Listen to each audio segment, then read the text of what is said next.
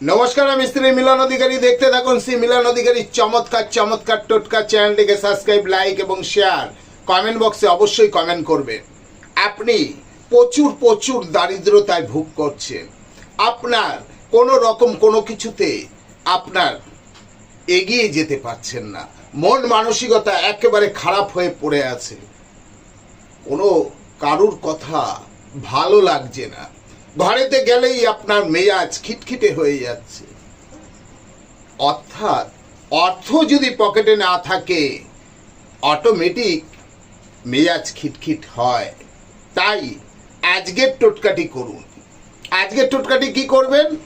আপনি যে কোনো মঙ্গলবার করে একটি গুড়ের ডেলা কোনো মন্দিরে চুপ করে রেখে দিয়ে চলে আসুন।